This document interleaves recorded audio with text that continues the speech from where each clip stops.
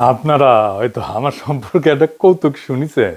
আমি শিওর আমি নাকি জামাত ইসলামের কাফের শাখার আমির। আমার হেটাররা আমাকে এভাবেই ডাকে মাঝে মাঝে। আগে আওয়ামী লীগ আর বামেরা ডাকতো, এখন বিএনপি ওয়ালারও ডাকে। কিছুটা বিদ্রুপ থাকলেও এটা আমার হেটারদের অসহায়ত্ব এক ধরনের। আগে শুধু আওয়ামী লীগ, বাম আর ইন্ডিয়ার শত্রুতা মোকাবেলা করতে হইতো। এখন শত্রুর তালিকায় যুক্ত হয়েছে ফোনদের আলো, দিল্লি স্টার, আর্মির দুর্বৃত্ত জেনারেলরা, শহীদুল আলমের মতো সুশীল, ডেভিড বার্গম্যানের মতো বিদেশি সাংবাদিক, আর বিএনপির পুরা র্যাঙ্ক অ্যান্ড ফাইল। আলহামদুলিল্লাহ, শত্রুরাই আমার ক্ষমতা বাড়াই দিচ্ছে। আমার শত্রু ভাগ্যকালে ঈর্ষণীয়। শত্রুরা যখন আপনার বয়ানের জবাব দিতে পারে না, তখন সে আপনার এই ক্যারিকেচার বানাইতে চায় অথবা ধ্বংস করতে চায়। তাই পরিষ্কার করে বলি যে আমি তো মুসলমানরা জানেন, আমি বলি আমি বাংলাদেশি হিন্দু। আমি জামাতের লোক না, জামাত করি না, এনসিপিরও কেউ না, এনসিপি করি না, কোনো রাজনৈতিক দলের সদস্য না, কোনো দল, কোনো গোষ্ঠী, কারো কাছে বিবেক বন্ধক দেই নাই। আমি আসছি বামপন্থী রাজনীতি থেকে। বাম রাজনীতির মধ্যে আমার রাজনৈতিক শিক্ষা বাইরে ওঠা। আমি এর ইতিহাস জানি, এর লড়াই জানি, তার সাহস জানি, তার দুর্বলতা জানি, তার ভীরুতা জানি, তার ব্যর্থতা জানি, বিশ্বাসঘাতকতাও জানি। আর ঠিক এই কারণেই আজ আপনাদের কাছে আমার একটা ব্যাখ্যা দেওয়ার দরকার আছে যে একজন আমার মতো মানুষ, যার শিকড় সেকুলার বাম রাজনীতিতে, সে কেন একটা ইসলামপন্থীদের নেতৃত্বাধীন নির্বাচনী জোটকে নির্বাচনে সমর্থন করতেছে। এর উত্তর আদর্শ না, ধর্মও না, এবং এটা কোনো ধান্দাবাজিও না। এর উত্তর হইল জুলাই। প্রশ্নটা হইল, জুলাই বেঁচে থাকবে নাকি জুলাইকে কবর দেওয়া হবে? 12 ফেব্রুয়ারি বাংলাদেশে এমন একটা নির্বাচনের মুখোমুখি, যেটা তার ইতিহাসের সবচেয়ে গুরুত্বপূর্ণ নির্বাচনগুলোর মধ্যে একটা। এটা কোনো রুটিন নির্বাচন না, কোনো দল বনাম দলের লড়াই না। এটা একটা যুগান্তকারী সিদ্ধান্ত নেওয়ার নির্বাচন। এই দেশের ভবিষ্যৎ কোন দিকে যাবে আসলে, সেই সিদ্ধান্ত নেওয়ার নির্বাচন। আমরা আজ এমন সন্ধিক্ষণে দাঁড়ায় আছি, একটা পথ আমাদের পিছনের দিকে নিয়ে যাবে। দুর্নীতি, ফ্যাসিবাদ, চাঁদাবাজি, ধান্দাবাজি, পরিবারতন্ত্র আর অলিগার্কদের সেই পুরানো বন্দোবস্তের শাসনের দিকে। এমন এক অর্থনীতির দিকে যার ভিতরে লুটপাট আর অদক্ষতা ছাড়া আর কিছু নাই। তারা আমাদের নিয়ে যাবে এমন এক রাষ্ট্রের দিকে যার প্রতিষ্ঠানগুলোর উপরে মানুষের আর বিশ্বাস নাই। আপনারা দেখতেছেন না, আই হ্যাভ এ প্ল্যান বলে তাদের আয়ত্তের মধ্যে থাকা বেস্ট মেধাগুলোকে দিয়া যে প্ল্যান জাতির সামনে হাজির করেছে, সব কয়টা ফালতু, 2 পয়সার দাম নাই। যাদের দিয়ে প্ল্যান দেখাইছে, ওরা জিন্দেগিতে একটা কোম্পানির প্ল্যান করে নাই। রাষ্ট্রের জন্য প্ল্যান তো দূর কি বাত, রাষ্ট্রের জন্য প্ল্যান বানাইতে আসছে। শখ কত কুজার হয়েছে, চিত হয়ে শোয়ার শখ। বাঙ্গুল্যান্ডের খুব ইন্টারেস্টিং জিনিস দেখবেন, সব ভালসুনগুলো নিজেদেরকে বহুত তালেবর হিসেবে ভাবছে। এতদিন ধরা খাইতো না, এখন সকাল সন্ধ্যা ধরা খায় আমার কাছে। তাই ফরিদপুরে সোয়াবিন চাষ পায়, দিনাজপুরে আমের এক্সপোর্ট করতে চায়, নীলফামারীতে মেডিকেল কলেজ বানাইতে চায়, কুমিল্লায় ইপিজেড বানাইতে চায়, এবার কেয়ারে সরকারি হাসপাতালে রোগীর ডায়ালাইসিস করাইতে চায়, কারণ এবার কেয়ার সারপ্লাস ক্যাপাসিটি আছে। আর 12,000 কোটি টাকা বাজেট দিয়ে সারা দেশের মানুষকে ফ্যামিলি কার্ড দিতে চায়। এই হইতেছে plan. I have a plan. বাংলার লুথার কিং ও বাংলার লুজার কিং হবে। আর কার্ডের পরে কার্ড, তাও নাকি সব বেস্ট ব্রেন নিয়ে এসব বানাইছে। শুনেছেন, গতকালকে শুনেছিলাম, আজকেও আবার শুনেন, কারণ ওকে ধরিচ্ছি, দাঁড়ান শুনেন। বেশ অনেক মাস ধরে গুরুত্বপূর্ণ সব আপনার বিষয়গুলোতে জনাব তারেক রহমান বড় বড় আপনার টাস্ক ফোর্স টিম তৈরি করেছেন। হেলথ সেক্টর বলেন, এডুকেশন সেক্টর বলেন, এডুকেশনটার সাথে আমি নিজেই অতপ্রতভাবে জড়িত ছিলাম। আরো অনেকগুলো সেক্টরে গুরুত্বপূর্ণ টিমস তৈরি করেছেন পুরো ওয়ার্ল্ড, বাংলাদেশের যারা বেস্ট বিশেষজ্ঞ আছেন তাদেরকে নিয়ে। এই সেক্টরগুলোতে আমরা কিভাবে উন্নয়ন আনতে পারি এবং বিশ্বমাপে কম্পিটিটিভ আমরা হতে পারি, তো সেই জায়গা থেকে উনার বৃহত্তর প্ল্যান আছে। এটা আমি আপনাদেরকে পরিষ্কার জানিয়ে দিচ্ছি, উনার বৃহত্তর প্ল্যান আছে। শুনেছেন তো, টাস্ক ফোর্স করে এই সমস্ত বানাইছে। তারেক রহমান, আপনার এই প্ল্যান তো কোনো মাঝারি সাইজের কর্পোরেটের ইন্টার্নকে দিলে করে দিতে পারতো, এসে ভালোভাবে করে দিতে পারতো, অনেক কম সময় করে দিতে পারতো। এই যদি আপনার বেস্ট ব্র্যান্ডের প্রোডাকশন হয়, তাহলে খবর আছে, আপনারও খবর আছে, দেশেরও খবর আছে। ইশতেহার ঘোষণা করেছে না বিএনপি, এই ইশতেহার যে লিখিছে সেও ফাঁকিবাজ, যাদের দিয়ে লিখাইছে প্রত্যেকটা ফাঁকিবাজ। 2001 সালে বিএনপির ইশতেহার থেকে চোথা মারিছে। সেই একই মনোরেল চালু করবে, বস্তিবাসীদের জন্য আবাসন করবে, কলকারখানায় নিরবিচ্ছিন্ন বিদ্যুৎ সরবরাহ করবে, বেকার ভাতা দিবে, ন্যায়পাল নিয়োগ দিবে। এইসব কিন্তু 2001 সালের ইশতেহারে ছিল, আবার দিচ্ছে। এখন বুঝিছেন তো, এগুলো করবে না। 25 বছর আগে তো কইছিলেন, তারপর তো ক্ষমতায় এসেছিলেন, তাই না? করেন নাই কেন এগুলা? প্রতিশ্রুতি দিছিলেন, করেন নাই কেন? কেউ জিগায় না, উত্তরও দিবে না, উত্তর তার জানাও নাই। এই যে প্রতিশ্রুতি দিচ্ছে, ইশতেহারে নানা কথা লিখছে, এগুলো কিছুই করতে পারবে না, করবেও না। আচ্ছা আসেন আমরা এক্সাম্পল হিসেবে হাঙ্গেরে প্রিন্স ববি হাজ্জাজের আমলনামা দেখি। দেখা দরকার কারা বিএনপির হইয়া ভোটের মাঠে নামছে। ওইকে জানেন, ও বাপের নাম মুসা বিন শমসের, বাংলাদেশের সবচেয়ে ধনী ব্যক্তি, এতই ধনী যে তারা নিয়ে ডকুমেন্টারি হয়, তারা প্রিন্স বলে ডাকে বিদেশিরা। সে যে জুতা পরে না, জুতা জুতা, তাতে ডায়মন্ড বসানো থাকে, হীরা হীরা হীরা বসানো থাকে জুতায়, বেনে মেনে করছি না, দেখেন। Every day I wear diamond shoes. I'm fed up. So maybe one day. You get a bit. Have you ever, worn your diamond shoes and then stepped in, something really disgusting? দেখেছেন তার জুতা ঘড়ি রাখার জন্য কত বড় বড় বাক্স, সেগুলো আবার টেনে নিয়ে আসে কত লোক, দেখেন। সব ব্র্যান্ডেড ঘড়ি, রোলেক্স কোম্পানি ঘড়ি, আর কিবা কিবা কোম্পানির ঘড়ি, নামও জানি না সবগুলার। দেখেন নিজের হাতে খায় না, খাওয়াই দিতে হয়। দেখিসাও নেকু রে নেকু, ডুডু খাও ঢেকু ঢেকু, হ্যাঁ মুখ মুছে দিচ্ছে, দেখিছেন? দেখেন সেই মুখ মুছে দেওয়ার জন্য পিছে দাঁড়ায় আছে কতজন, দেখেন। দেখিসাও উই হ্যাগে সুসে কিনা নিজে নিজে, আমার সন্দেহ আছে। এটা নারীর ক্ষমতায়ন। খাওয়ার টাইমে পিছে দাঁড়ায় থাকবি আর মুখ মুছে দিবি বড় লোকের। এটা কর্মজীবী নারী নাকি এটা দাসত্ব, নাকি এটা সম্পদের অশ্লীল প্রকাশ? এইটাকে সে কেমনে কামাইছে জানেন? অস্ত্র ব্যবসা কইরা। জি জি জি ঠিকই শুনেছেন, অস্ত্র ব্যবসা কইরা। তার পোলা হইতেছে ববি হাজ্জাজ। সালাম কেমনে দিতে হয় সেটাও শিখে নাই, দেখেন। সালকুম ভাই, বছরে সালাম দেয় না, নির্বাচন যখন আসে হায় রে সালাম দিতে দিতে আসসালামু আলাইকুম, এত সময় বলবে কতক্ষণ, খালি কয় চালকুম চালকুম, তাড়াতাড়ি হয়ে যায়। এই সুপার রিচের পোলার কেন রাজনীতি সে খাইছিল? কারণ ওর বোনের বিয়ে দিছে শেখ সেলিমের ছেলের সাথে। এবার বুঝেছেন তো, রসুনের সব এক জায়গায়, বুঝেছেন তো? এইটাই সেই এলিট এস্টাবলিশমেন্ট, সবগুলা কি এক জায়গায় বান্দা। এই সম্পদ রক্ষা করা লাগবি না, তাই রাজনীতি। হাসিনার বিরুদ্ধে রাজনীতি করছে যেন দুঃসময় বেআইরে প্রোটেক্ট করতে পারে।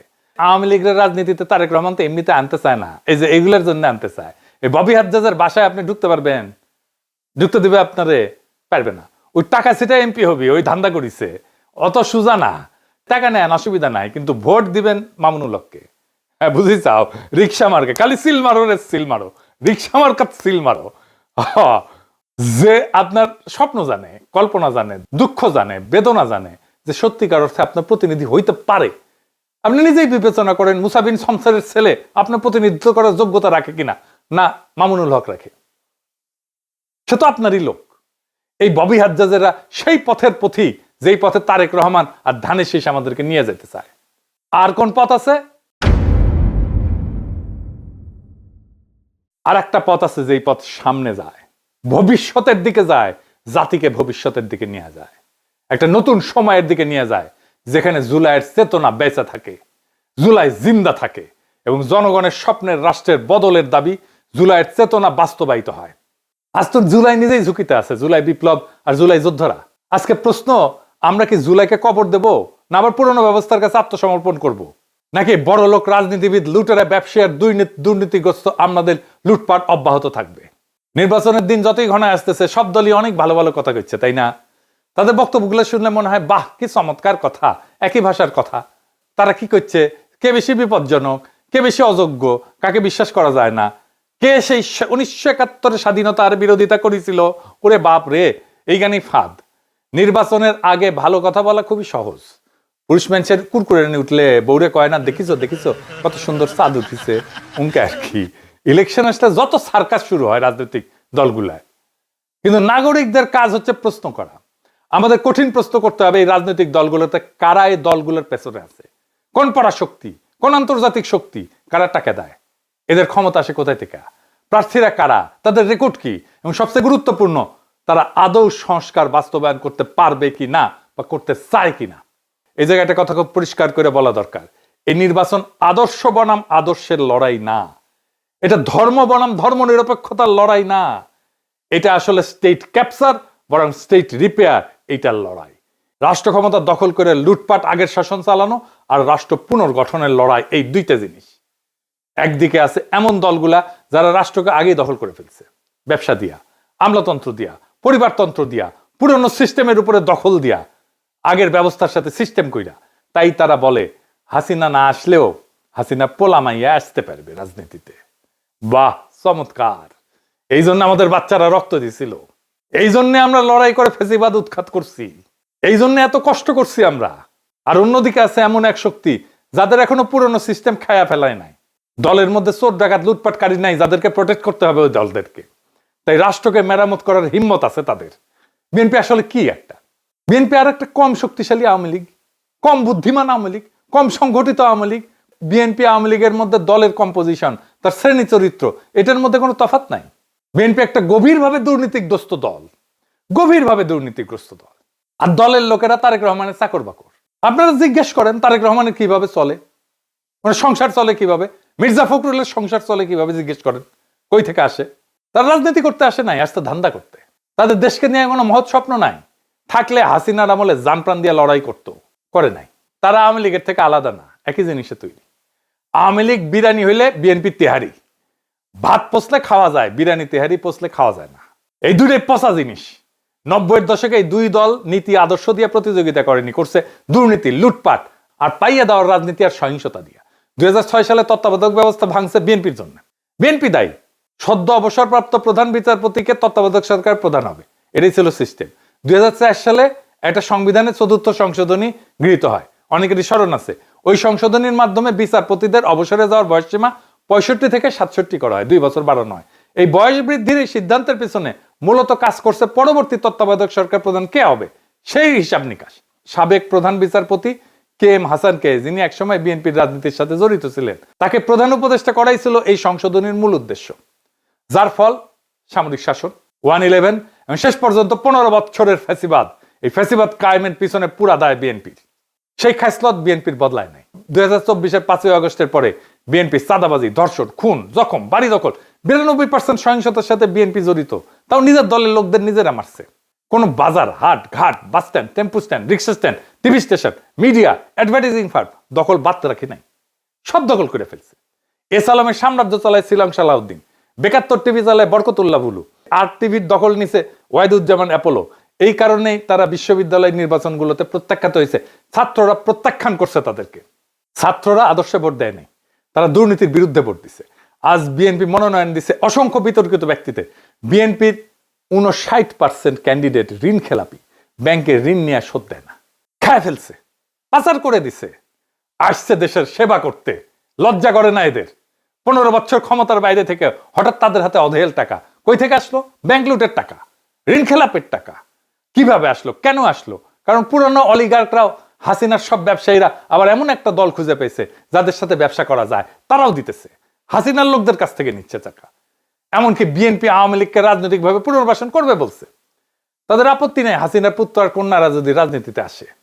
বিএনপি চলে হারামের টাকায়, প্রত্যেকটা পয়সা হারামের পয়সা, প্রত্যেকটা পয়সা হারাম টাকা। মানুষের অভিশাপ আছে ওই পয়সার গায়ে। তারপরে তারা বলে তারা দুর্নীতি উচ্ছেদ করবে, চান্দাবাজি উচ্ছেদ করবে। হায় রে হায়, খারান খারান, আমার ঘোড়া একটু হাসি। হয়েছে হয়েছে হয়েছে, আচ্ছা হয়েছে। দুর্নীতির টাকায় চলা দল দুর্নীতিকে উচ্ছেদ করতে পারে না। অলিগারদের উপর নির্ভরশীল দল সংস্কার করতে পারে না।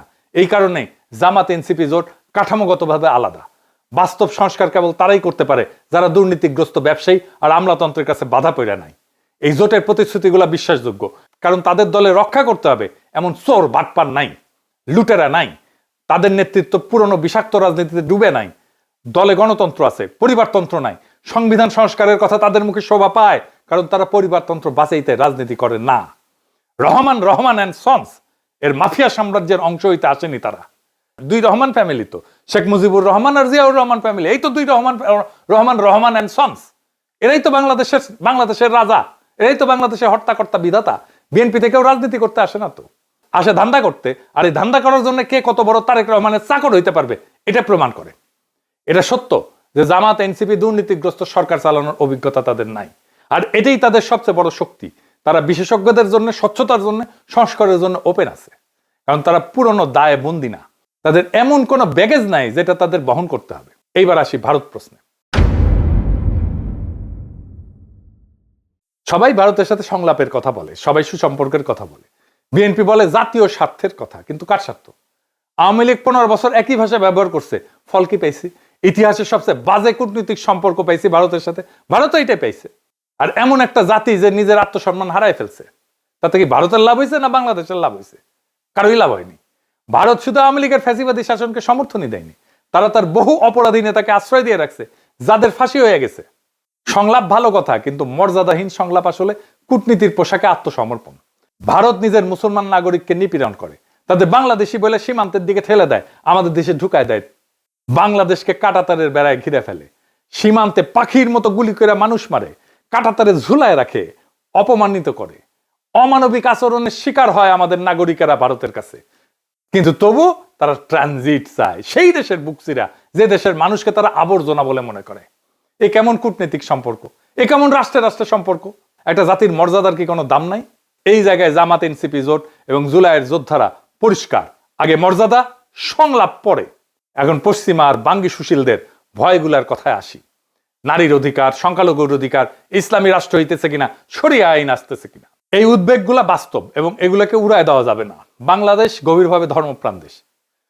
বাংলাদেশের মানুষ তার ধর্মের কাছাকাছি থাকতে চায়, কিন্তু বাংলাদেশের মানুষ ধর্মীয় সম্প্রীতি কি সেটা জানে। বাংলাদেশের সাম্প্রদায়িক টেনশন লাগায় রাখছে দুইটা দল, বিএনপি আর আওয়ামী লীগ। হিন্দুদের সম্পত্তি দখল করছে কে? আওয়ামী লীগ আর বিএনপি তো ভাগাভাগি কইরা। আওয়ামী লীগ বেশি করছে, বিএনপি একটু কম করছে, কিন্তু ভাগাভাগি করে করছে। এটা ডেটার কথা, বানায় বানায় বলা কথা না। বাংলাদেশে যতগুলো হিন্দুদের উপর আক্রমণ হয়েছে সবগুলোতে আওয়ামী লীগ এবং বিএনপি স্থানীয় লোকজন ছিল। আমি বলতেছি, দায়িত্ব নিয়ে বলতেছি, প্রত্যেকটা ঘটনার দেখায় দেওয়া যাবে, অঙ্ক কষে দেখায় দেওয়া যাবে। আপনি একটাও ঘটনা দেখাইতে পারবেন না যেখানে জামাতের লোকজন যুক্ত ছিল। এই আওয়ামী লীগ আর বিএনপির মূল লক্ষ্য হচ্ছে বাংলাদেশের সংখ্যালঘু সম্প্রদায়কে, বিশেষ করে হিন্দু সম্প্রদায়কে নিজের স্বার্থে ব্যবহার করা, নিজের হীন রাজনৈতিক স্বার্থে ব্যবহার করা। দেশে থাকলে ভোটটা তার, ইন্ডিয়া পালাইলে জমিটা তার। এইবার সাধারণ হিন্দু সম্প্রদায় জায়গা মতো ভোট দিয়ে দিবে, সিল মারো রে সিল মারো। এনসিপি জামাত তাদেরকে পূর্ণ মর্যাদায় নাগরিক হিসেবে ট্রিট করবে। তারা সিদ্ধান্ত নিয়ে ফেলছে, ইলেকশনের দিন তাদের বুঝতে পারবেন। এবং এর ফল যেটা হবে, বাংলাদেশের সংখ্যালঘু সম্প্রদায় বাংলাদেশের 55 বছরের ইতিহাসে যেমন আজাদির সুখ পায় নাই, সেই আজাদির সুখ, সেই আজাদির স্বপ্ন তাদের পূরণ হবে। এইটা তারা পাইতে যাইতেছে এই জামাত এনসিপির শাসনে। লিখে রাখতে পারেন, গত 15 বছরের দমন বাংলাদেশের ইসলামী নাম পরিচয় মুছে দেওয়ার চেষ্টা করছিল, পারে নাই। ক্ষোভ বাড়াইছে, ইসলামী পরিচয়ের ঝান্ডার নিচে মানুষ সংগত হয়ে দাঁড়াইছে। যদি এবার মানুষের আকাঙ্ক্ষাকে বাধা দেওয়া হয়, ইসলাম ঠেকানোর নামে, ইসলামী রাষ্ট্র ঠেকানোর নামে গণরায়কে যদি প্রতিফলিত হইতে না দেওয়া হয়, তাহলে বাংলাদেশ একটা দীর্ঘমেয়াদী রক্তাক্ত সংঘাতের দিকে যাবে, যা আমাদের কারোই নিয়ন্ত্রণে থাকবে না। এই নির্বাচন ধর্মীয় আইন চাপানোর জন্য না, এটা এমন একটা জোট গঠনের প্রশ্ন যারা জুলাইয়ের সংস্কার আকাঙ্ক্ষা সম্পন্ন করতে পারে। নারীর অধিকার, সংখ্যালঘুর নিরাপত্তা, সংবিধানের সীমার উপরে কোনো আঘাত সহ্য করা হবে না। পরিষ্কার, প্লেন অ্যান্ড সিম্পল। আমরাই ঢাল হয়ে দাঁড়াবো। আজ আমাদের সামনে সিদ্ধান্ত স্পষ্ট। দল বনাম দল না, স্লোগান বনাম স্লোগান না, বরং দুর্নীতিগ্রস্ত অতীতে ফেরা নাকি জুলাই যা শুরু করছিল তা সম্পন্ন করা, এটাই এখন প্রশ্ন। জুলাই শুধু প্রতিবাদ ছিল না, জুলাই ছিল এক ঘোষণা। দেশের নাগরিক কারো প্রজা না, মর্যাদা দর কষাকষির বিষয় না, ক্ষমতা জনগণের কাছে জবাবদিহি করবে। বাংলাদেশ কোনো পরিবারের জমিদারি না। জুলাইয়ের প্রতি দায়বদ্ধতা, মর্যাদার প্রতি দায়বদ্ধতা, সংস্কারের প্রতি দায়বদ্ধতা, এগুলো কোনো বিমূর্ত ধারণা না। এইগুলা প্রত্যেকটা বাংলাদেশী নাগরিকের আজাদির ভিত্তি। দুর্নীতি থেকে আজাদি, ভয় থেকে আজাদি, পরিবারতন্ত্রের নিগড় থেকে আজাদি, চাঁদাবাজি থেকে আজাদি, অপমান থেকে আজাদি, দেশকে ধান্দার লুটপাটের জায়গা ভাবা এই রাজনীতি থেকে আজাদি। আজাদি মানে ভিক্ষার রাজনীতি না, যে আমাকে কার্ড ধরায় দেবে আর মাসে মাসে খয়রাতি দিবে। আজাদি মানে রাষ্ট্রের কাছে হাত পেতে থাকা না। আজাদি মানে নাগরিক হিসেবে মাথা উঁচু করে দাঁড়ানো। নারী, পুরুষ, সংখ্যালঘু, সংখ্যাগুরু আইনের সামনে সমান। বাংলাদেশের রাষ্ট্রের সামনে, সংবিধানের সামনে সবার অধিকার সমান। নিজের মর্যাদায় নিরাপদ। জুলাইয়ের জন্য, মর্যাদার জন্য, সংস্কারের জন্য, আজাদির জন্য জামাত এনসিপি জোটকে এই নির্বাচনে জিততেই হবে, এর কোনো বিকল্প নাই। ইনকিলাব জিন্দাবাদ, আজাদি জিন্দাবাদ।